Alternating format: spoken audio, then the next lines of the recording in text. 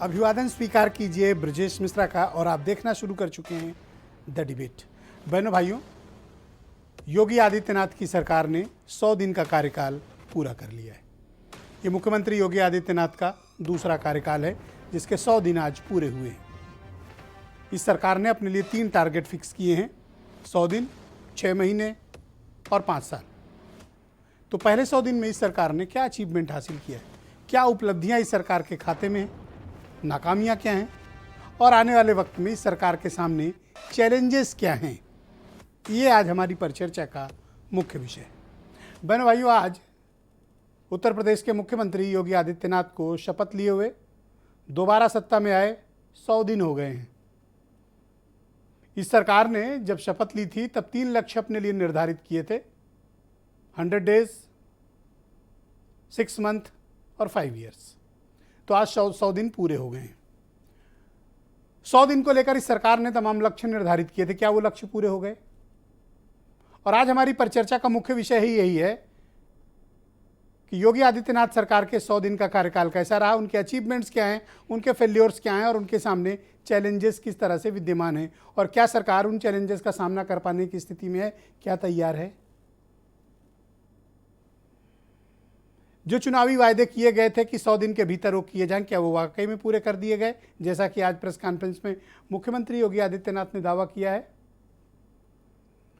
क्या सरकार उन वायदों को पूरा करने की दिशा में भी आगे बढ़ रही है जो उसने चुनाव के वक्त किया था अपने संकल्प पत्र के माध्यम से? यह संकल्प पत्र ही भारतीय जनता पार्टी को 2024 का मार्ग प्रशस्त करेगा अगर यह पूरा किया गया तो क्या वाकई में इन 6 महीनों में सरकार ने जमीन पर बेहतरीन काम करने की कोशिश की या फिर सरकार को नाकामियों का सामना करना पड़ा?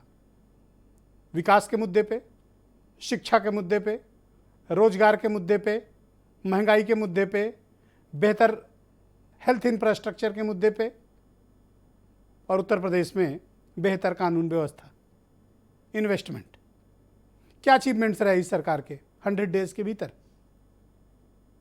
और नाकामियां क्या कह रही हैं? यह गंभीर प्रश्न है। अब जब 100 दिन सरकार के हो गए हैं तो इन 100 दिनों का मूल्यांकन होना चाहिए, समीक्षा होनी चाहिए और ये समझा जाना चाहिए कि 100 दिनों में हासिल क्या हुआ। व्हाट्स योर अचीवमेंट, फेल्योर्स क्या है, चैलेंजेस क्या सरकार के समक्ष विद्यमान हैं। सरकार ने आज प्रेस कॉन्फ्रेंस की, गाजे बाजे के साथ की, ढोल नगाड़े के साथ की, मजीरे के साथ की, बाकायदा झूम झूम के की और उपलब्धियों का बखान हुआ। 100 दिन को चमत्कारिक बताया गया, अद्भुत, अलौकिक और अनोखा बताया गया। विपक्ष नाराज हो गया। उसने कहा 100 दिन तो पाप हुआ है, 100 दिन में कोई विकास के काम नहीं हुए, 100 दिन सिर्फ अनाचार हुआ है और 100 दिन सिर्फ जुमलेबाजी हुई है। तो विपक्ष का दावा, सरकार का क्लेम और जनता क्या जानती है, क्या चाहती है और 100 दिन में वाकई में कितना काम हुआ, आज मूल्यांकन का वक्त है। आइए हम सब मिलकर आज समीक्षा करते हैं। आप भी अपनी बात ट्विटर पे, फेसबुक पे, यूट्यूब पे अपना रिव्यू सरकार के बारे में, 100 डेज पर इस सरकार की उपलब्धियां, नाकामियां, चैलेंजेस, यूट्यूब, फेसबुक, ट्विटर के रिप्लाई बॉक्स में जाएं, कमेंट बॉक्स में जाएं और अपना सवाल लिखें। कुछ बयान सुने आप। हर मंत्री, हर कार्मिक, चाहे वह हमारे प्रशासनिक अधिकारी हों, विभिन्न विभागों में कार्यरत कर्मचारी हों, प्रदेश के अंदर जनता जनार्दन हो, सभी लोग मिलकर के इस कार्यक्रम के साथ मिलकर के सरकार के इस अभियान को सफलता की नई ऊंचाइयां प्रदान करने में अपना योगदान दे रहे हैं। हम लोग केवल भाषण में विश्वास नहीं करते हैं बल्कि जो कहा सो किया, उस लक्ष्य को प्राप्त करने के समय अहर्निश प्रयास करते हैं और मुझे प्रसन्नता है कि 100 दिन का जो लक्ष्य था उसे हमारी सरकार ने सफलतापूर्वक प्राप्त करने में भी सफलता प्राप्त की है। 100 दिन की सरकार की उपलब्धि यह है कि 69,000 शिक्षक भर्ती का नौजवान 1.5 साल से अपने आरक्षण की मांग को लेकर संघर्षरत है। दरोगा भर्ती, सिपाही भर्ती, उत्तर प्रदेश अधीनस्थ चयन सेवा आयोग की भर्ती, सिंचाई विभाग की भर्ती, बिजली विभाग की भर्ती, सारी भर्तियों के जो भी परीक्षा होते हैं उसके पेपर आउट होते हैं। या तो नौजवान कोर्ट के चक्कर लगा रहा है, नहीं तो इको गार्डन में आज तक आंदोलन कर रहा है। किसान आत्महत्या कर रहे हैं। किसानों को कहा था बिजली हम देंगे हाफ बिल पे, क्या बिजली मिल गई? लैपटॉप का वादा किया था, क्या लैपटॉप मिल गया? नहीं मिला, कुछ तो नहीं मिला। और ये कहते थे सिलेंडर देंगे, कह रहे थे कि सिलेंडर दीपावली और होली पे देंगे, तो होली तो निकल गई, सिलेंडर तो मिला नहीं। तो आइए हम सब मिलकर उत्तर प्रदेश के लोग और इस पैनल में बैठे सम्मानित अतिथियों के जरिए सरकार के 100 दिन की समीक्षा करते हैं। यही तो डेमोक्रेसी की खूबसूरती है कि यहाँ सत्ता पर कोई बैठा हो, कितना ताकतवर बैठा हो, आप समीक्षा कर सकते हैं, आप रिव्यू कर सकते हैं। आप मतलब जनता, मालिक आप हैं। राकेश त्रिपाठी भारतीय जनता पार्टी के प्रवक्ता हैं, राजीव राय समाजवादी पार्टी से हैं, सिद्धार्थ कलंस बहुत ही जाने माने पत्रकार, सुरेंद्र राजपूत कांग्रेस से हैं, सर्वेश द्विवेदी जी राष्ट्रधर्म के निदेशक हैं, गीता भट्ट जी थोड़ी देर में जुड़ेंगी, जानी मानी पॉलिटिकल एनालिस्ट, और वीरेंद्र सिंह जी हमारे स्टेट हेड। बहुत शुक्रिया और धन्यवाद आप सभी का इस कार्यक्रम में मेरे साथ जुड़ने के लिए। और आज बहुत ही ईमानदारी के साथ समीक्षा की जाए कि 100 दिन इस सरकार के कैसे रहे हैं। तो आप लोग अपनी अपनी बात शुरू करिए। सबसे पहला नंबर है राकेश त्रिपाठी, भारतीय जनता पार्टी, अपने अचीवमेंट्स बताइए। देखिए ब्रजेश जी, आपने कहा कि जनता मालिक है और सरकार सेवक होती है, इसलिए सेवक का यह दायित्व है राजनीति में, लोकतंत्र में, कि वो अपनी जवाबदेही जनता के प्रति सुनिश्चित करे।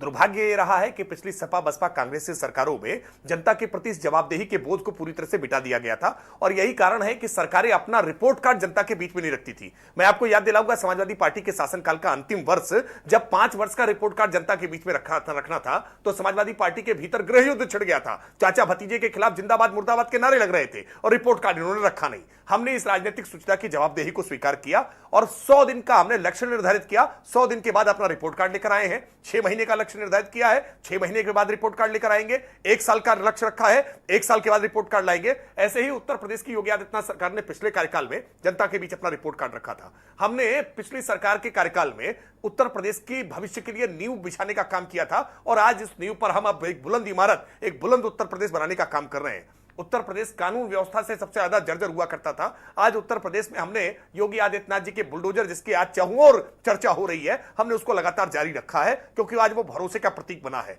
844 करोड़ रुपए की संपत्ति या तो हमने उसको जब्त की है या ध्वस्त किया है। कुल टोटल अब तक देखा जाए तो लगभग 2900 करोड़ से ज्यादा की संपत्ति उत्तर प्रदेश में हमने, अवैध संपत्तियां जो थी अपराधियों की, माफियाओं की, गैंगस्टर्स की, उसको हमने ध्वस्त करने का काम किया है। और यह भरोसा आया है कि उत्तर प्रदेश में आप कोई आकर के निवेश करेगा तो उसको रोजगार के लिए, यहां पर सृजन के लिए असीम संभावनाएं खोल सकता है। इसी 100 दिन में हमने 3 जून को प्रधानमंत्री जी के हाथों से ग्राउंड ब्रेकिंग सेरेमनी की, तीसरी ग्राउंड ब्रेकिंग सेरेमनी, जिसमें 80,000 करोड़ से ज्यादा की राशि उत्तर प्रदेश में हम लेकर के आए हैं, जिससे 5 लाख प्रत्यक्ष और 10 लाख अप्रत्यक्ष रोजगार का सृजन उत्तर प्रदेश में होंगे। याद दिलाऊंगा मैं, समाजवादी पार्टी के शासनकाल में 17.5% बेरोजगारी की दर थी, और आज 2.9% बेरोजगारी की दर है। 2 लाख करोड़ का बजट छोड़ करके गए थे, आज 6 लाख करोड़ का बजट हमने इसी 100 दिन में पेश करके रखा है। उत्तर प्रदेश की तस्वीर को हमने बहुत बदल दिया है और हम लक्ष्य निर्धारित करके चल रहे हैं और जवाबदेही के साथ जनता के बीच में अपना रिपोर्ट कार्ड लेकर के जा रहे हैं। और ये वही लेके जा सकता है जिसके अंदर मादा होगा, वही सीना ठोक करके, आंखों में आंखें डाल करके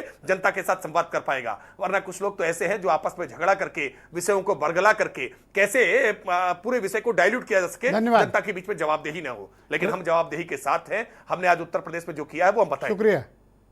राजीव राय समाजवादी पार्टी के वरिष्ठ प्रवक्ता हैं। सरकार ने आज अपने 100 दिन का कार्यकाल पूरा कर लिया है, ये उनका दूसरा कार्यकाल है। क्या फेल्योर हैं सरकार के विपक्ष की नज़र में? ब्रजेश जी, हमारे छोटे भाई को आप सुन रहे थे, विद्वान हैं आप। 80% बातें ये करते रह गए, सपा ने क्या किया, बसपा ने क्या किया, ये वही साबित कर दिया कि इनके पास अपना कहने को कुछ नहीं है। जब आज 100 दिन की आप बात कर रहे हैं ब्रजेश जी, तो मैं आपको याद दिलाना चाहूंगा सम्मान के साथ कि जब माननीय योगी जी पहली बार मुख्यमंत्री बने थे तो पहला वादा क्या था जनता से? 100 दिनों में प्रदेश को गड्ढा मुक्त करेंगे। मैं तो दूसरे कार्यकाल के 100 दिन बाद पूछ रहा हूँ।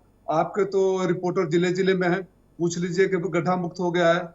बिजली के बारे में क्या वायदा किया गया था? बिजली गायब भी हो गई। 56 इंच का सीना बताया गया था, बिजली गायब भी हो गई थी। स्वास्थ्य सेवाओं का हाल यह है कि इको गार्डन में जिन लोगों ने कोरोना में जिंदगियों को बचाया, उन एम्बुलेंस के ड्राइवरों को हड़ताल पर बैठे हुए हैं। रोजगार तो इतना दे दिया कि जो कैदी जेल में है उसको इन्होंने दरोगा बना दिया। लूट हावी है, बिजली गायब है, महंगाई गायब है, दवाई जेनरिक मेडिसिन का ऑर्डर दे दिया, जेनरिक मेडिसिन है नहीं। और हमारे स्वास्थ्य मंत्री हर जगह जाकर बोलते हैं मुझे आप बहुत शर्मिंदा हूं। मैं बहुत शर्मिंदा हूँ साहब, 5 साल आप ही का सरकार था, दूसरे शासन में भी आप शर्मिंदा है, तो अब तो मुझे लगता है कि प्रदेश की जनता शर्मिंदा है कि वापस ये गलती करके कैसे चुन दी। सवाल जब आप 100 दिन की रिपोर्ट कार्ड की बात करते हैं तो भूल जाइए किसने क्या किया। आपको मौका इसलिए मिला कि दूसरा शायद अच्छे नहीं जनता की नजरों में। जब आपको मौका मिला तो आप बताइए ना। मैं आपसे पूछ रहा हूँ, गड्ढे मुक्त हो गए पिछले साल, पिछले शासनकाल के 100 दिन के? किसानों का आय दुगुनी हो गई है, रोजगार मिल गया है, पेपर लीक कराना, नौजवानों पर लाठी चलाना, अवैध तरीके से बुलडोजर चलवाना, सुप्रीम कोर्ट ने क्या कहा आपको? आप उसी पर अपना सीना फीटते हैं। तो आपसे बड़ा फिसड्डी कोई नहीं जिसको आपको बातें भी याद नहीं है कि आपने 100 दिन में क्या कहा था। आप बताए होते। आपके पास 60 सेकंड का वक्त और है। मैं ये बोल रहा हूँ 100 दिन में सुपर फ्लॉप साबित हुई है। झूठी और बेलगाम सरकार है, इनके पास ना कोई नीति है ना कोई नियत है। झूठ, जमला, दंगा के अलावा इन्होंने कुछ नहीं दिया 100 दिनों में। ऑलराइट, बहुत शुक्रिया आपका राजीव राय। सुरेंद्र राजपूत कांग्रेस के प्रवक्ता, बहुत शुक्रिया आपका राजपूत जी। सरकार ने आज अपने 100 दिन पूरे कर लिए हैं। मैंने सोचा क्यों ना इसकी एक समीक्षा की जाए आप लोगों को बुलाकर और जनता के साथ। जनता डिजिटली हमारे साथ जुड़ी है, आप सब वर्चुअली जुड़े हुए हो। अब आप बताइए कि कांग्रेस के चार्जेस क्या हैं 100 दिनों को लेकर? आप खुश हैं इस सरकार की उपलब्धियों से या आप इनकी कुछ नाकामियां बताना चाहते हैं?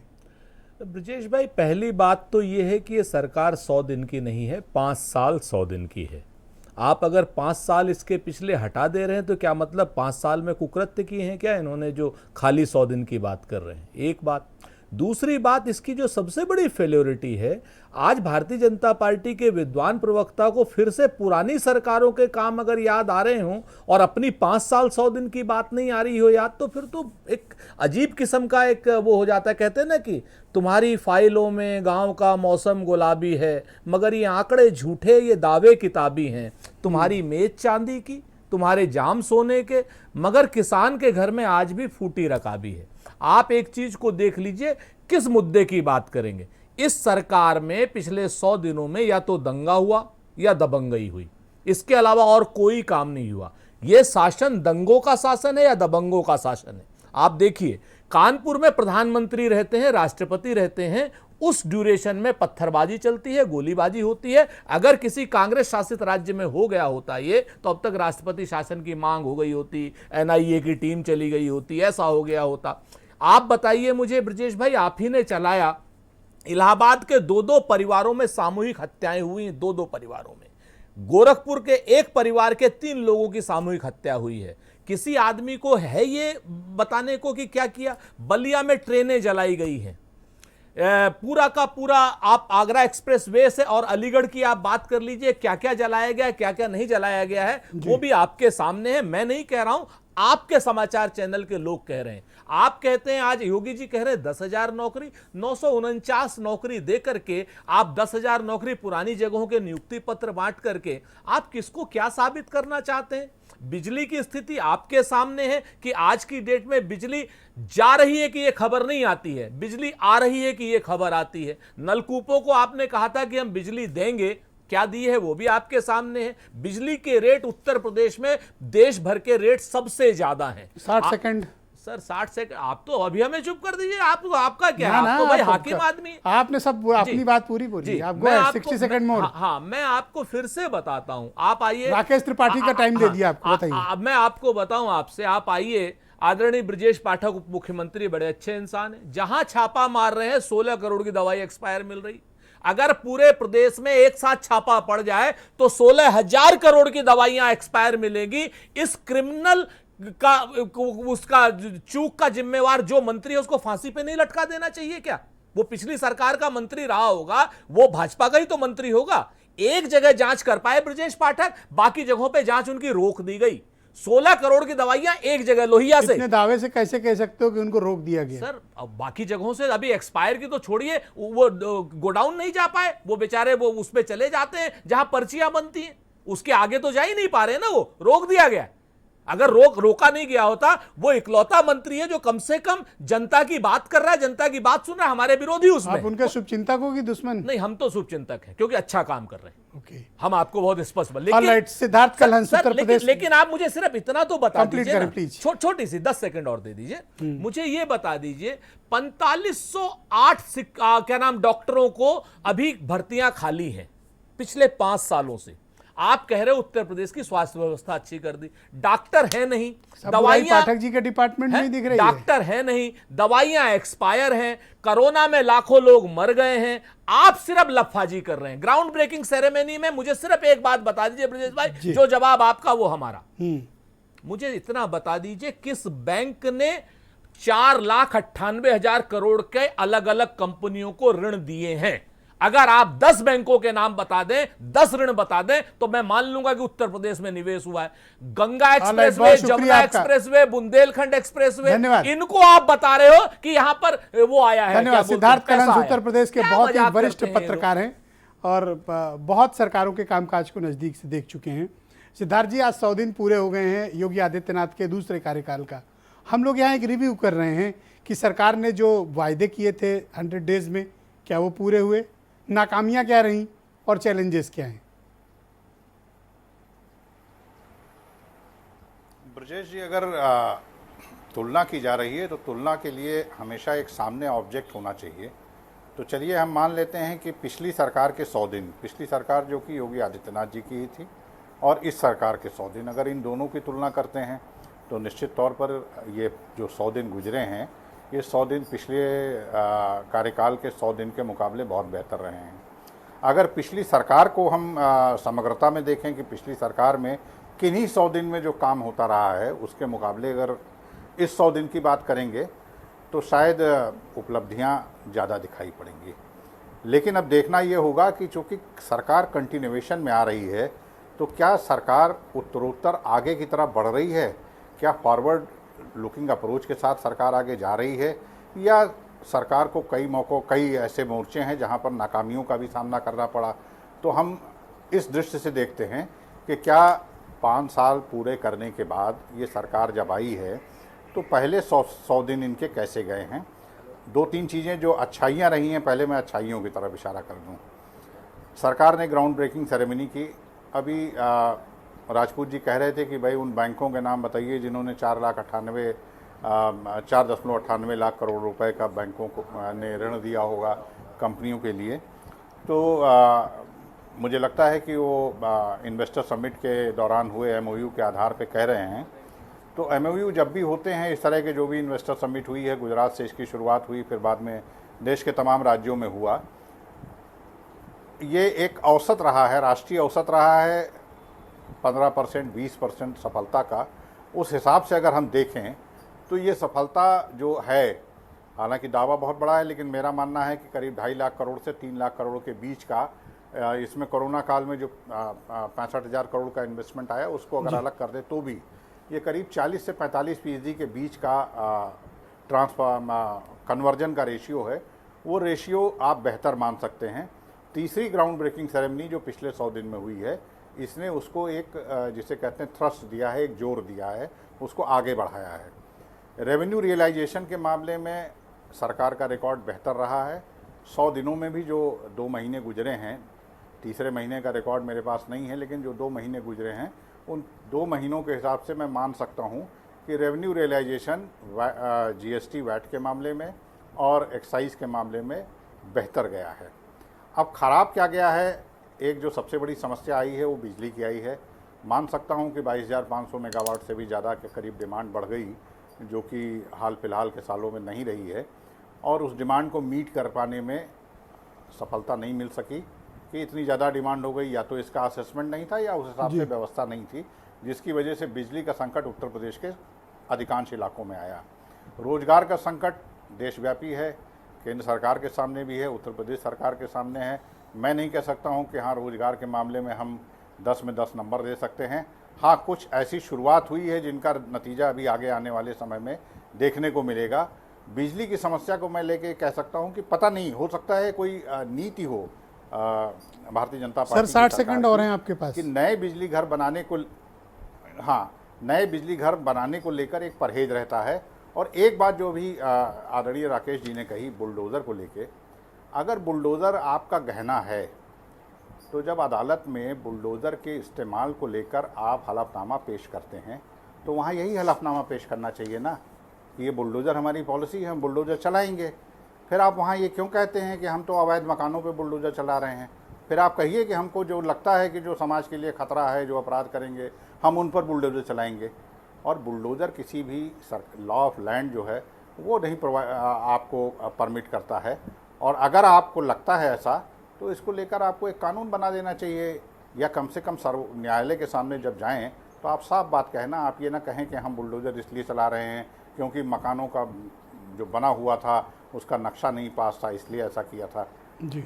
और पब्लिक प्लेटफॉर्म पे आप ये कह रहे हैं कि हम जो ऐसा करेगा जो वैसा करेगा उसके घरों पे बुलडोज़र चला देंगे।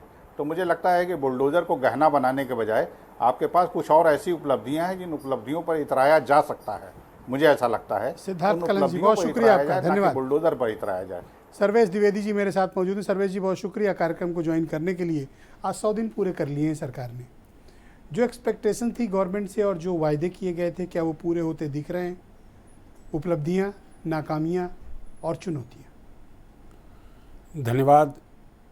पहले तो ये मुझे लगता है कि ये जो राजनीतिक पक्ष जो सत्ता में है वो अपनी तारीफ़ करता है और जो विपक्ष में है वो आलोचना करता है। मुझे लगता है कि दोनों अतिशयोक्ति पर हैं।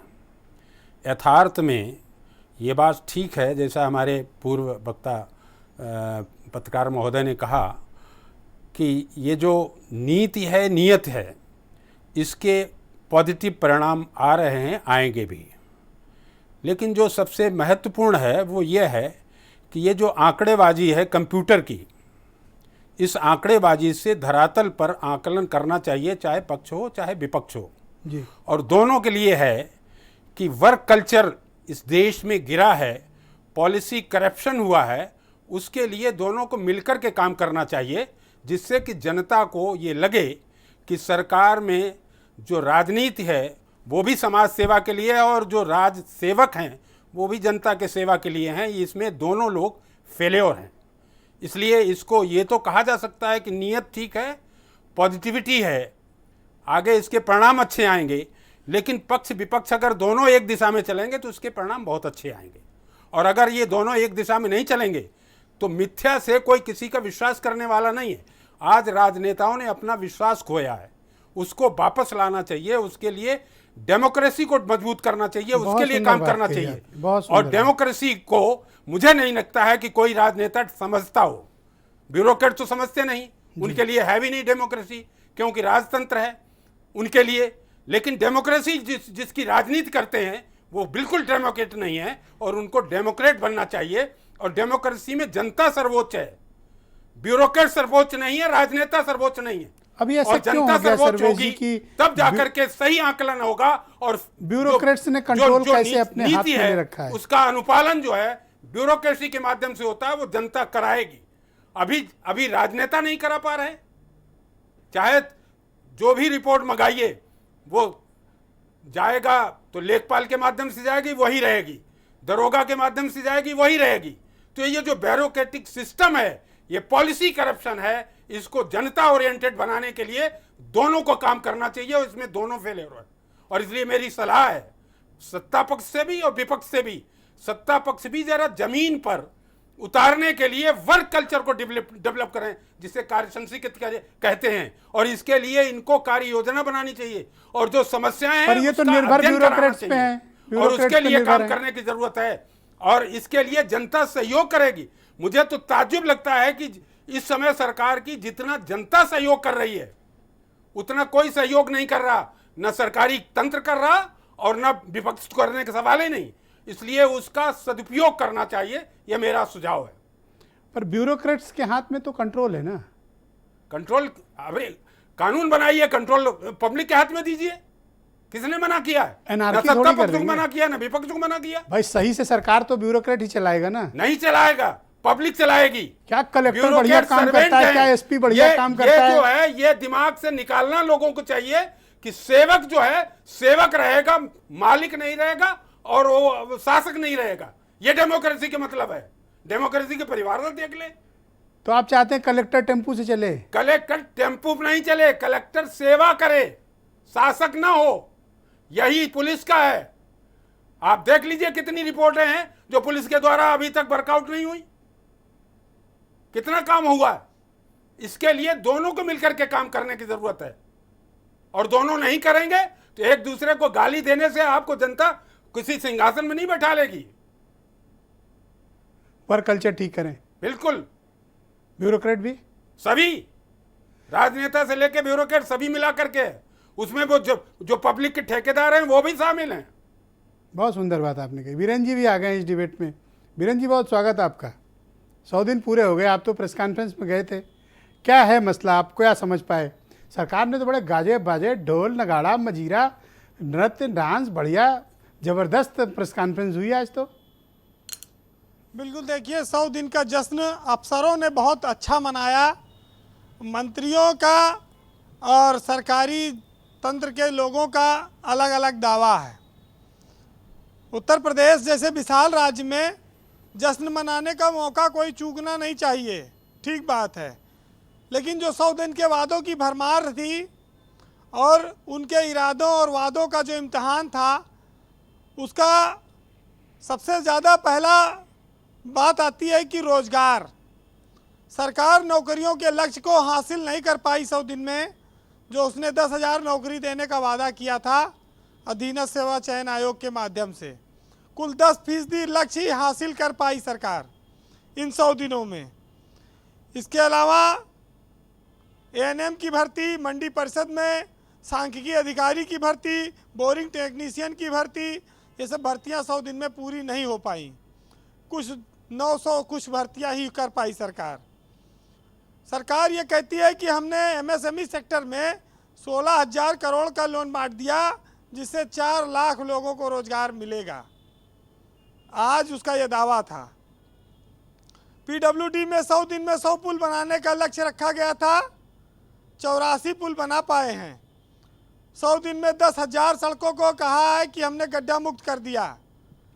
बाकी जो लोग सड़कों पर चलते हैं वो जाने कि गड्ढा मुक्त हुई है कैसी है। अस्पतालों में सुधार की बात आई है, दवाओं की स्थिति सुधरी है, लेकिन डॉक्टरों की कमी है। इंफ्रास्ट्रक्चर पर भी लगातार काम अभी बढ़ता रहेगा, क्योंकि 14 नए मेडिकल कॉलेज की बात सरकार ने कही है। गन्ना भुगतान में सरकार ने दावा किया है कि हमने 8,000 करोड़ का लक्ष्य रखा था और हम 12,500 करोड़ का भुगतान कर दिया हमने, लक्ष्य से ज़्यादा। और लक्ष्य से ज़्यादा शराब भी पिला दी, क्योंकि वहाँ राजस्व आता है। पुलिस देखिए, अपराधी पकड़ने के साथ साथ चोर उचक्का, डकैत, हत्यारा पकड़ने के साथ साथ पैसा भी वसूलती है। अब ये लोग जान लें, पुलिस ने 100 दिन में 844 करोड़ वसूला है। एकाध अपराधी बड़ा छोटा भले भाग जाए, लेकिन पैसा वसूली के मामले में कोई कमी नहीं रहनी चाहिए। तो पुलिस भी अब राजस्व का एक बहुत बड़ा स्रोत सरकार के लिए बन गई है। और उप निरीक्षक, प्लाटून कमांडर, अग्निशमन अधिकारी के 9,534 पदों की जो भर्ती थी, भर्ती तो कर ली गई, लेकिन अभी उनको नियुक्तियां नहीं दे पाई सरकार। जो डायल 112 की गाड़ी है, सरकार ने कहा अब वो 10 मिनट में सूचना के बाद पहुंच जाती है। ये दावा किया है आज। ये भी दावा है कि यूपी देश के 5 सर्वश्रेष्ठ उन राज्यों में है जिसकी अर्थव्यवस्था बेहतर प्रदर्शन कर रही है, जिसमें महाराष्ट्र है, तमिलनाडु है, कर्नाटक है, गुजरात है और उसके बाद उत्तर प्रदेश का नंबर है। यूपी को नंबर 1 एक्सप्रेसवे राज्य बनाने का संकल्प लिया गया है, जिसमें पूर्वांचल, बुंदेलखंड का जल्दी उद्घाटन करने वाली है। Ganga expressway, Gorakhpur link expressway और बलिया लिंक एक्सप्रेसवे पर तैयारी है जी। विद्यार्थियों को 11 लाख से ज़्यादा स्मार्टफोन, टैबलेट सरकार कह रही हमने बांटा है। और कई सारे जो ग्राउंड ब्रेकिंग सेरेमनी हुई 80,000 करोड़ से ज़्यादा जिसमें प्रधानमंत्री आए, वो भी हमारी एक उपलब्धि है। ठीक बात है, होना भी चाहिए। लेकिन एक बात अभी आई थी कि 100 दिन में इस बात की भी चर्चा होनी चाहिए कि ब्यूरोक्रेसी ने किस तरह से नेताओं को पंगु बना दिया है। मंत्रियों के अधिकारों का इस्तेमाल किस तरह से ब्यूरोक्रेसी में होता है, इसका नज़ारा पिछले दिनों तबादला सत्र में आपने देखा होगा। पूरे उत्तर प्रदेश में बम्पर तबादले किए गए और क्या क्या बातें आई, क्या क्या आरोप लगे। जो सरकार ये कहती थी कि यूपी में एक तबादला उद्योग है, उस पर भी तमाम उंगलियां लोगों ने उठाई हैं। एक 100 दिन का जश्न इसलिए महत्वपूर्ण होता है कि एक योगी के रूप में एक सरकार पारदर्शी सिस्टम देने की कोशिश में है। जनता उनको बहुमत दे रही है, उनके इतर आप जाकर इधर उधर सोच भी नहीं सकते। योगी आदित्यनाथ के स्तर पर कहीं अभी तक दाग लगाने का मौका भी नहीं मिला लोगों को।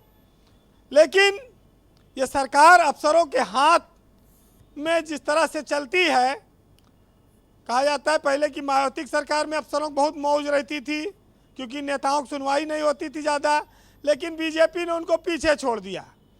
अब बीजेपी की सरकार में अफसर ही सबसे ताकतवर है, मंत्री और नेता ये सब उनके आगे कमज़ोर हैं।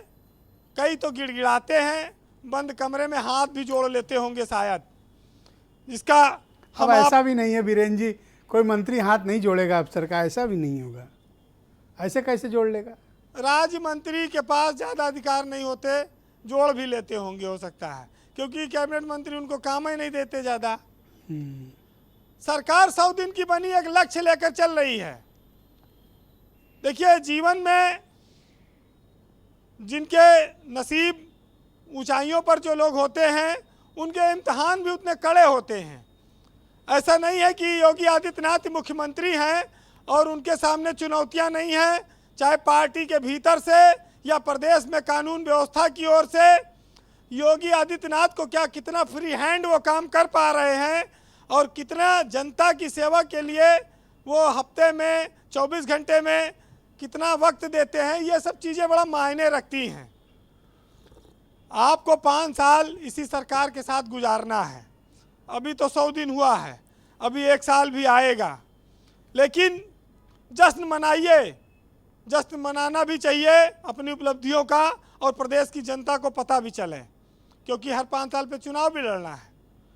लेकिन सरकार को हर जश्न एक नई तरह से मनाना होगा, और गम कहीं भी हो उस गम को मिटाना होगा। जिस दिन सरकार ये बात समझ जाएगी, उस दिन प्रदेश में खुशहाली और तरक्की के रास्ते खुलेंगे। किसानों की आय दोगुनी करने का लक्ष्य है, वो कब होगा? बिजली का उत्पादन घटा, डिमांड बढ़ी, बिजली की कीमतें ज़्यादा हैं, रोजगार पर संकट है, नौजवानों के सामने तमाम चुनौतियां हैं। इन सब चीज़ों पर बहुत सारा काम करना है। अब वो चाहे जादू की छड़ी से करे, या धर्म की घुट्टी पिलाए, या सरकार सम्मोहन क्रिया कोई जानती है हिंदू मुस्लिम का, उसके पास अस्त्र है, उसको चलाए। बहरहाल जी, मुख्यमंत्री योगी आदित्यनाथ एक सन्यासी हैं, महंत हैं, ज़्यादा मोह माया से दूर रहते होंगे। उनके बारे में लोग मानते हैं कि वो ईमानदार हैं, प्रदेश की जनता का उन पर बड़ा विश्वास है। वो एक सफल नेतृत्वकर्ता के तौर पर उत्तर प्रदेश में आगे बढ़ रहे हैं। आज इस मौके पर 4 लाइन उनके लिए कहनी होगी कि जो फ़कीरी मिजाज रखते हैं, ठोकरों में अपने ताज रखते हैं, फिक्र नहीं होती उन्हें कल की, जो अपनी मुट्ठी में आज रखते हैं। जी, बहुत शुक्रिया आपका बीरेन जी, बहुत बहुत धन्यवाद। बहनों भाइयों, हमने कू ऐप पर एक प्रश्न पूछा आज योगी आदित्यनाथ सरकार के दूसरे कार्यकाल के 100 दिन पूरा होने पर। योगी सरकार के 100 दिन हो गए और जनता 100 दिनों में कितनी सौगातें मिली हैं। अभिनव त्रिपाठी लिखते हैं कि योगी सरकार ने 100 दिनों में बड़े निर्णय लिए हैं, लेकिन नौकरी के मुद्दे पर सरकार को काम करने की आवश्यकता है। अभिनव सिंह लिखते हैं कि 100 दिन में सरकार ने जनता के लिए अच्छा काम किया है, लेकिन सरकार को ये गति आगे बनाई रखनी होगी। विपक्ष ने गंभीर आरोप लगाए हैं। राकेश त्रिपाठी भारतीय जनता पार्टी के प्रवक्ता हैं। डिबेट के प्रारंभिक चरण में अपोजिशन की तरफ से काफ़ी सीरियस चार्जेस आए हैं, लॉ एंड ऑर्डर को लेकर, महंगाई को लेकर, बेरोजगारी को लेकर और वादा खिलाफी को लेकर। Rakesh Tripathi, go ahead. देखिए, विपक्ष का स्वाभाविक स्वभाव यही होता है और हम विपक्ष से अपेक्षा भी यही करते हैं, लेकिन विपक्ष की बातों में कोई बहुत गंभीरता से कोई पॉइंट आउट किए गए हो ऐसे विषय नहीं है। हाँ, सिद्धार्थ जी ने जरूर एक जो समीक्षा की है वो समीचीन है। सर्वेश जी ने जो अपेक्षाएं अपनी बताई हैं, निश्चित तौर पर हम हमेशा ऐसे सलाहों को सरमाते रखेंगे और इनसे जो भी सीखने की आवश्यकता बनेगी, जो इसमें अपेक्षित होगा, उसको सीख करके उसको इंप्लीमेंट करने का प्रयास भी जरूर करेंगे। देखिए, उत्तर प्रदेश में योगी आदित्यनाथ सरकार ने कार्य संस्कृति को तो बदला है। मैंने जिस बात की चर्चा की, हम एक मॉडल तो रखेंगे ना सपा बसपा के शासनकाल का, कि उससे तुलना करके हम बताएंगे कि आज भारतीय जनता पार्टी ने क्या परिवर्तन किया है, क्या बदलाव किया है। ये जवाबदेही की संस्कृति क्यों नहीं पिछली सरकारों में हुआ करती थी। मैंने जब सवाल पूछा तो राजीव राय जी को जवाब देना चाहिए था कि अखिलेश यादव जी को 5 वर्ष के बाद जब रिपोर्ट कार्ड जनता के बीच में रखना था तो क्यों गृह युद्ध छेड़ रखा था। हमने आज 100 दिनों में अगर रिपोर्ट कार्ड रखा है तो आप रिपोर्ट कार्ड देखिए और रिपोर्ट कार्ड देख करके बताइए कि आपके रिपोर्ट कार्ड में बिंदु नंबर 1, बिंदु नंबर 5, बिंदु नंबर 7 ये गड़बड़ है, ये गलत है, ये जमीन पर नहीं है। आप इस तरह से अगर बात करेंगे तो बेहतर होगा। जैसे सिद्धार्थ जी ने कहा कि बिजली की अनुपलब्धता को लेकर के, ये बात बिल्कुल मैं इसको स्वीकार करने में कोई संकोच नहीं है कि इस बार बिजली के मामले में गर्मी में रिकॉर्ड तोड़ इस समय डिमांड रही है। इतनी डिमांड का आकलन करने में कहीं ना कहीं कुछ चूक हुई है। बावजूद इसके हमने रिकॉर्ड तोड़ बिजली सप्लाई करने का भी काम किया है। अब तक इतना रिकॉर्ड बिजली तोड़ सप्लाई इतनी रिकॉर्ड में कभी नहीं की जा सकी थी, लेकिन फिर भी हमने अपनी कमियों से, अपनी खामियों से, अगर ब्रजेश पाठक जी ने कुछ कमियां पकड़ी हैं, कुछ खामियां पकड़ी हैं, अब ये कुटिल राजनीति करके सुरेंद्र राजपूत जी ब्रजेश पाठक जी को उनको विलन प्रस्तुत करना चाहते हैं या नायक प्रस्तुत करना चाहते हैं, ये उनकी अपनी राजनीति समझे। लेकिन हम मानते हैं कि ऐसे कड़े शब्दों का इस्तेमाल आप सुरेंद्र जी के लिए कर रहे हैं। वो कुटिल व्यक्ति नहीं है, बहुत ही अच्छे व्यक्ति हैं। आप कुटिल जैसे शब्द का इस्तेमाल नहीं, कुटिल राजनीति करते हैं। नहीं, व्यक्ति तो अच्छे हैं, नहीं व्यक्ति अच्छे, राजनीति कुटिल करते हैं। ये संकट है और कुटिलता ये एक कूटनीति का हिस्सा बनता है कि कैसे कैसे भड़का करके विपक्ष को अपने एक पक्ष में कैसे नायक बना करके खलनायक बनाया जा सके, ये प्रयास करते हैं।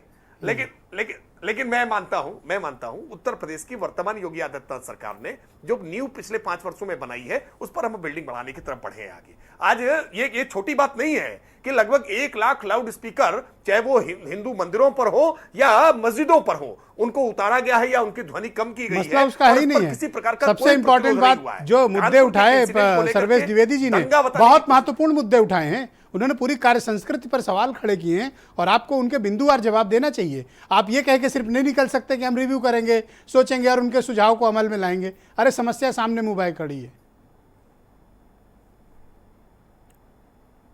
नहीं, देखिए, सर्वेश जी ने जो बात कही है हम उसको खारिज नहीं कर रहे हैं, इनकार नहीं कर सकते हैं। प्रशासनिक कार्य संस्कृति में नित्य सुधार की आवश्यकता है और हमने परिवर्तन किया है। आज उत्तर प्रदेश में प्रशासनिक कार्य संस्कृति की जवाबदेही तय कराने के लिए कई कदम हम आगे बढ़े हैं। हमने इसीलिए निलंबन और बर्खास्तगी की कार्रवाइयों को अगर देखेंगे तो पिछली सरकारों की तुलना में कई गुना वृद्धि उसमें आई है और हम इस जवाबदेही को सुनिश्चित कराने के लिए पीछे नहीं हटेंगे। छोटों पे डंडा चलाते हो, बड़ों को छोड़ देते हो, बड़ों पर कभी कार्रवाई नहीं होती, वही दरोगा, लेखपाल, सिपाही, इंस्पेक्टर, बस।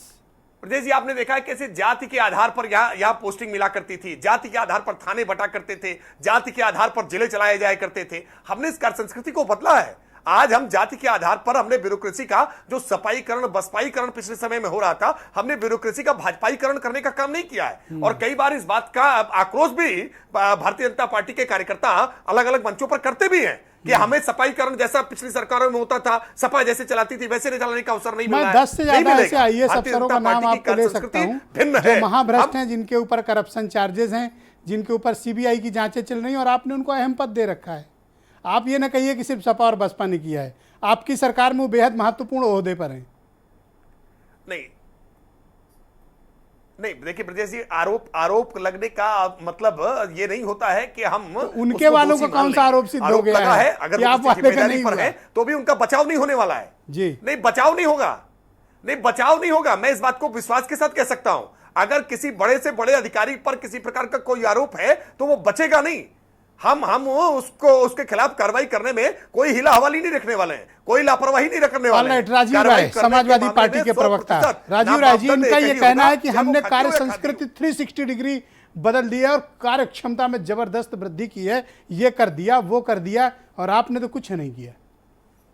देखिए, बहुत जोर जोर से लगातार और धारा प्रवाह झूठ बोलने से झूठ सच नहीं हो जाता है।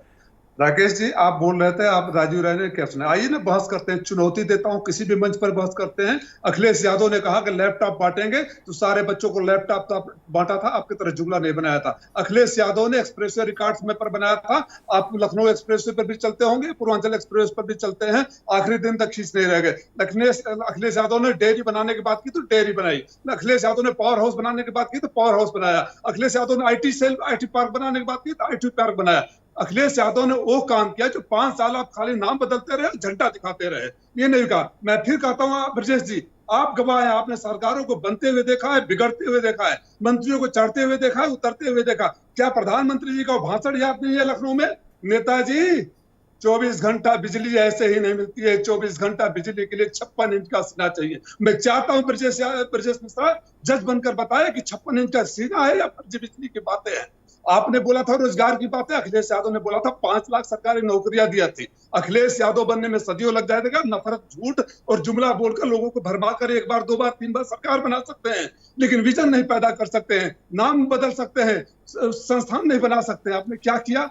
आपने दंगे करवाए। आप जातिवाद की बात कर रहे हैं, चुनौती देता हूं, आप जोड़ दीजिए सारे जिलों का डीएम और एसपी कौन पदों पर है, सारे वाइस चांसलर किस बिरादरी के लोग हैं। जातवाद की बात मत आप करिए। कहना क्या चाहते हैं राजीव राय? आप खुल कर कहें ना, आप क्या कहना चाहते हैं? मैं पहले उनके बातों का जवाब दिया जो बोले राजीव राय को कहना चाहिए। राजीव राय कहते हैं आप लोगों के पास जवाब नहीं होता है। 5 लाख नौकरियों की बात कर, मैं जब प्रधानमंत्री जी पहली बार आए थे इन्वेस्टमेंट समिट में, तब भी 5 लाख करोड़ रुपए का दावा किया गया था। मैं आज भी बोल रहा हूँ, 5 साल गुजर गए, उन 5 लाख करोड़ रुपए का बना हुआ कोई संस्थान बता दीजिए। हमने जो बना कर दिया वो तो संभाल नहीं पाए। आपने सिर्फ राजनीति नफरत की करी है, झूठ की करी है, जुमलों की करी। फिर मैं बुनियादी मुद्दों पर आता हूँ। एम्बुलेंस हमने दिया, आपने उसको कागजों पर चलवाया। अभी पर बोल रहे थे वीरेंद्र सिंह जी, कहा गया कि 100 दिन में इतने गड्ढे मुक्त सड़कें हो गए। आज भी मैं दावा करता हूं, आप पिछले 5 साल के छोड़ दीजिए, उसको देख लीजिए। अगर गड्ढे मुक्त हो गए हो, दवाएं मिल गए हो, रोजगार मिल गया हो, बिजली मिल गए हो, स्वास्थ्य सेवाएं बहाल हो गई हो, आप तो यही किए, कमाल कर दिए सर कि पेपर लीक कराते कराते पिछली सरकारों में हमारे दिए गए बच्चों को नौकरियों को वीडियो बनाकर ट्वीट करते थे, डिलीट करते थे। इस बार तो एक और रिकॉर्ड तोड़ दिया, जो बंदा जेल में है उसको भी आपने दरोगा बना दिया। एसपी फरार है और जो कैदी है जेल के भीतर रह के थोड़ा एक्सपीरियंस गेन करेगा ना कि जेल कैसे चलती है। बिल्कुल सही कहा, बिल्कुल सही कहा। अपराधियों से भरमार है, अपराधियों की सरकार है और जनता लाचार है। इनका बयानबाजी जारी। बहुत शुक्रिया राजीव राय जी, धन्यवाद। सुरेंद्र राजपूत जी, राकेश त्रिपाठी से हिसाब किताब पूरा कर लो। कुटिल बोला था इन्होंने ना, ऐसा है, इनको बोलने दीजिए। मैं बुरा लगा, देखो मैं तुरंत रोका था। इनका समय है। एक चीज हम खाली इतना कहते हैं कि लश्कर भी तुम्हारा है, सरदार तुम्हारा है, तुम झूठ को सच लिख दो, अखबार तुम्हारा है, ब्रजेश मिश्रा वाले अखबार को छोड़ करके, ठीक है। और इस दौर के फरियादी जाए तो कहाँ जाए, सरकार तुम्हारी है, दरबार तुम्हारा है। आज की डेट में इन्हीं की सरकार, इन्हीं के दरबार, इन्हीं के दरबारी। पहली सरकार है ब्रजेश भाई जिस सरकार में एक एसपी 5 लाख का इनामी है और अब तक फरार है, और सरकार कहती इतनी एफिशिएंट सरकार है कि अपराधियों को पकड़ लेती है। एसपी को पकड़ नहीं पा रही, अपराधियों को पकड़ लेती है। आप इनकी बिंदुवार चर्चा कर लीजिए। पिछली जब सरकार को लाने की बात हो रही तो 49 मेडिकल कॉलेज बना चुके थे ये लोग। आज कहते हैं कि 14 मेडिकल कॉलेज। आप समझिए मेरी बात को। फिर से मैं कहता हूं 4508 स्वीकृत डॉक्टरों के पद उत्तर प्रदेश में पिछले 5 साल से खाली हैं, जिसकी वजह से स्वास्थ्य सेवाएं गांव की बुरी तरीके से प्रभावित हैं, जिनकी वजह से करोड़ों रुपए की दवाइयां भी एक्सपायर हो रही हैं। एक तरफ तो हम कोरोना की बीमारी की वजह से हजारों और लाखों करोड़ लोगों को मरे, 47 लाख से ऊपर लोग मरे, ऐसी सूचनाएं आई हैं, आपके सामने हैं। और दूसरी तरफ हम जो जिन दवाइयों को अस्पतालों में दे रहे थे, जो जनता की गाढ़ी कमाई की हैं, वो करोड़ों करोड़ों रुपए की दवाइयां जो है एक्सपायर हो रही हैं। हमको कहा जा रहा है हम कुटिल हैं। हम एक इनके मंत्री की तारीफ कर रहे हैं, चूंकि वो शख्स पहले दिन से घर से निकल करके आम जनता को अपनी क्या नाम उसकी परवाह, अपनी तो ये आलोचना की त्रिपाठी जी परवाह। क्यों कुटिल बोले आपको? इस असल बात इनकी प्रॉब्लम क्या है कि योगी आदित्यनाथ जी ने इन्हें दलाल कह दिया सारे भारतीय जनता पार्टी कार्यकर्ताओं को। तो अब ये बेचारे करें तो क्या करें, और योगी जी को तो कुछ कह नहीं सकते, तो हमारे ऊपर अपना गुस्सा निकाल रहे, निकाल लेने दीजिए। योगी आदित्यनाथ जी ने ऑफिशियल कहा कि भारतीय जनता पार्टी के कार्यकर्ता दलाली बंद कर दें, अफसरों को हम देख लेंगे। तो ये राकेश भाई तो बड़े अच्छे इंसान हैं, हम तो इनको कुटिल नहीं कहेंगे। सच बात यह है कि सारे भारतीय जनता पार्टी के कार्यकर्ता एक लाइन से उन्होंने दलाल बना दिए, और वो सारे के सारे दलाल बेचारे आज की डेट में परेशान हैं। करें तो क्या करें इनके। अब आप आ जाइए कानून व्यवस्था पर। सुल्तानपुर का एक एमएलए है, मां बहन की गालियां दे रहा है दरोगा को, आज कोई बात नहीं कर रहा उसकी। उत्तर प्रदेश में बलिया में ट्रेनें जल रही हैं, कोई बात नहीं कर रहा। कानपुर पूरा जल उठा, कोई बात नहीं कर रहा। अलीगढ़ पूरा जला, कोई बात नहीं कर रहा। और कहा जा रहा है कि साहब कानून व्यवस्था बहुत अच्छी है। दूसरी तरफ कह रहे हैं 12,000 करोड़ रुपए इन्होंने गन्ने का भुगतान किया। भैया क्या अपने घर से दिए हो? गन्ना पहले लिए हो, 1.5 साल पुराना किया है, चीनी बेच ली है, एक्सपोर्ट भी कर दी है, लालाओं को उनका पैसा भी दे दिया है। उसके बाद गनीमत है जो सैलरी दे रहे हैं वो नहीं क्लेम अभी अभी अभी हाँ बिल्कुल बिल्कुल सही कह रहे हैं। पेंशन अभी कुछ दिनों बाद ये कहने, अच्छा पुरानी पेंशन तो देनी नहीं, नई पेंशन पे अभी कहने लगेंगे साहब आपको तनख्वाह दे रहे हैं, आपको 5 किलो राशन दे रहे हैं, आपको सबसे बड़ी चीज है कि भाषण दे रहे हैं। मेरा सिर्फ इतना कहना है कि जनता आज की डेट में हिंदू मुसलमान के चक्कर में फंस करके आपको वोट दे रही है। बहुत शुक्रिया, बहुत बहुत धन्यवाद। सिद्धार्थ कलश जी, इस सरकार के सामने आप चैलेंजेस के आने वाले वक्त में देखते हैं कि क्या गंभीर चुनौतियां हैं जिन्हें उसको फेस करना है, फेस टू फेस?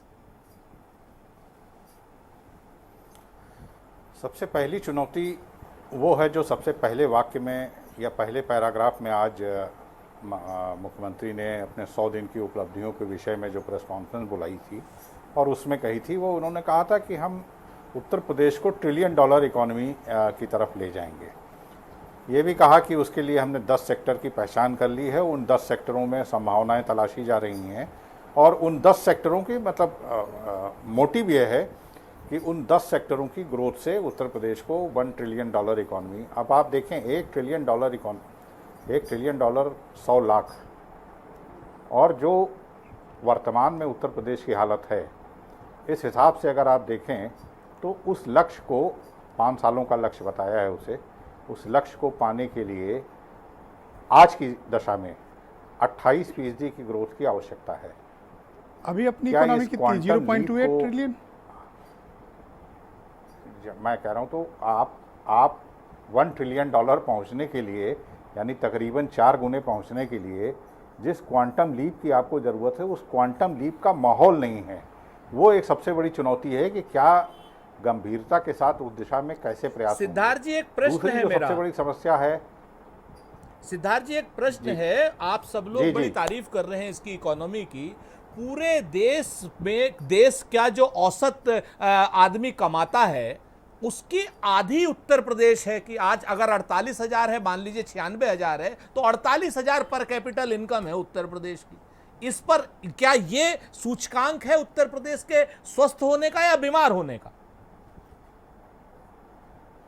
देखिए उस तरह से देखा जाए तो देश में गरीबों के मामले में उत्तर प्रदेश का नंबर जो है वो पहले 5 राज्यों में है। ये तो कह रहे हैं पहले 5 आगे के राज्य। तो नहीं, मैं आप बोले अपनी बात रखिए, की बात कर रहा हूं और उस जीडीपी को मैं जब उस जीडीपी को आप $1 ट्रिलियन के हिसाब से ग्रोथ के साथ मैच करते हैं तो सबसे बड़ी चुनौती ये होती है कि आप इतना क्वांटम लीप, ये जो कंगारू की छलांग है उस जीडीपी को हासिल करने, उस ग्रोथ को हासिल करने के लिए, वो कैसे आएगी? क्या हमारे पास इस समय वो माहौल और इस समय वो परिस्थितियां हैं जो कि अभी नहीं दिखती हैं? ये एक सबसे बड़ी चुनौती है। चुनौती नंबर 2 ये आती है कि क्या नौकरियां, मैं उन नौकरियों की बात नहीं कर रहा हूं कि डाटा सेंटर बनेगा तो इतनी नौकरियां आएंगी, एमएसएमई होगा तो इतनी नौकरियां आएंगी। क्या उन सरकारी नौकरियां जिनका अभी वीरेंद्र सिंह जिक्र कर रहे थे, क्या वो कोई ऐसा कैलेंडर बनाकर उन सरकारी पदों की भर्ती समयबद्ध तरीके से की जा सकेगी कि उसके बाद हमें इको गार्डन में धरना देते हुए लोग ना नजर आए? क्या कोई एक कैलेंडर ऐसा लागू होगा कि उस कैलेंडर के आधार पर ही सरकारी भर्तियां वो समयबद्ध तरीके से हो जाएंगी, और जब साल खत्म होता है, एकेडमिक ईयर कैलेंडर ईयर ख़त्म होता है, तो ये बताने की स्थिति रहेगी कि हाँ, इस चयन आयोग ने इतनी भर्तियां निकाली थी और इतनी भर्तियां कर दी। जो अभी हमारे पास 4 से 5 साल का बैकलॉग मिल रहा है, उसको कैसे पाटने का काम करेंगे। बगैर उसको पाटे हुए नौकरियों का जो लंबा चौड़ा लक्ष्य है, उस लक्ष्य को पूरा बहुत कर पाना शुक्रिया आपका असंभव सिद्धार्थ कलन जी। दिखता सर है 5 वर्तमान सेकंड अगर आप स्थिति में। दे सके Yes, ब्रजेश please. भाई, बहुत महत्वपूर्ण बात है, सिर्फ 5 सेकंड बोल बोलिए। सकते। Yes, go ahead. हाँ, 2 बातें हैं। पहली बात, उत्तर प्रदेश ने 72,000 से ज्यादा नौकरियों को स्क्रैप कर दिया है। ये मैं सिद्धार्थ भाई और आपके सामने नजर में लाना चाहता हूं। स्क्रैप यानी खत्म, जो नौकरियां थी उनको इन्होंने पद ही समाप्त कर दिए, नंबर 1। नंबर 2, जब भारत की औसत प्रति व्यक्ति आय का आधा उत्तर प्रदेश है, तो कैसे आप इस चीज को बात कर सकते हैं? आप हमको बताइए। एमएसएमई सेक्टर, हर तीसरी इंडस्ट्री बंद हो चुकी है। आप कम से कम कायदे के आंकड़ों पर तो बात कीजिए ना।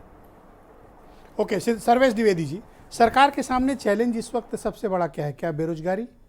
देखिए, सरकार के सामने सबसे बड़ा चैलेंज है जो रोजगार पर शिक्षा होनी चाहिए, और शिक्षा के अनुरूप रोजगार विकसित होना चाहिए गांव से लेकर के नगर तक। वो एक सबसे बड़ा विषय है। और हमारे मित्र कांग्रेस के प्रवक्ता बोल रहे थे, ये चाहे पेंशन हो, चाहे नौकरी समाप्त करने के लिए जो पहले से स्वीकृत पद थे उनको समाप्त करने का काम था, ये सब कांग्रेस ने किया है। ये इनको याद आना चाहिए। जब हमने वर्ल्ड बैंक की और WTO की पॉलिसी अडॉप्ट की, 91 से चल रहा, निजीकरण और निगमीकरण और पद समाप्त करने का और टेक्नोलॉजी को इंसर्ट करने का, तो जब हमने गलत पॉलिसी अडॉप्ट की, उस पॉलिसी पर विरोध करने वाला जिसने अडॉप्ट की उसका कोई राइट नहीं है, पब्लिक को गुमराह ना किया जाए। उस पॉलिसी में क्या सुधार हो सकता है, ये कांग्रेस से लेकर के हमारे उत्तर प्रदेश में तो सभी राजनीतिक पार्टी शासन में रही। जब 91 के बाद सरकारें बनी तो उन्होंने सबने वही काम किया। और मैंने तो व्यक्तिगत रूप से इस वर्ल्ड बैंक के स्कीम का विरोध किया था, और 2000 में जी। मैंने इसका इतना विरोध किया था, मैं तो राष्ट्रपति में बंद हुआ था जी। और मैंने जब अमेरिका में एक सेनेट से ये प्रश्न उठवा दिया तो वर्ल्ड बैंक जवाब नहीं दे पाया। और जिस समय मनमोहन सिंह जिस सरकार में आए उसी समय उसने कहा अपनी सरकार से बात करिए। तो क्या बात करेंगे? ये पॉलिसी करप्शन है, और 75 वर्ष से पॉलिसी करप्शन पर ही देश चल रहा।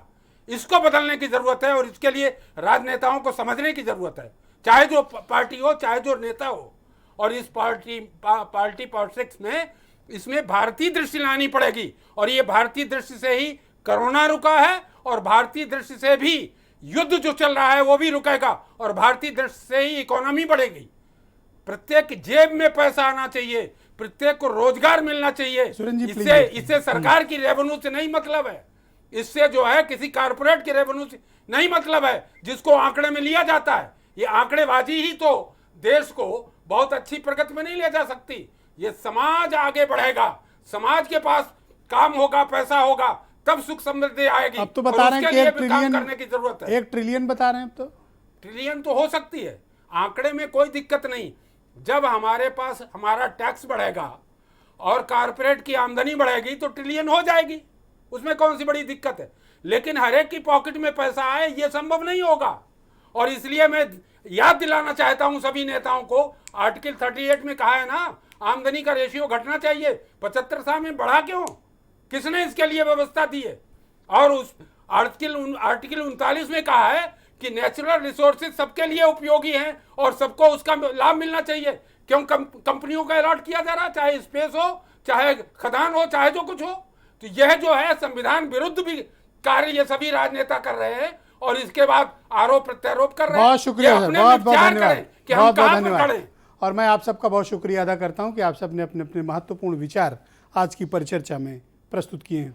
और बहनों भाइयों, आप सबका भी बहुत शुक्रिया कि आप सब ने अपने अपने राय, कमेंट्स, टिप्पणियाँ और रिप्लाई सब आपने दिया, अपनी गवर्नमेंट के बारे में अपने रिव्यूज़ भी उपलब्ध कराए। और आप सबका बहुत धन्यवाद कार्यक्रम देखने के लिए। नमस्कार।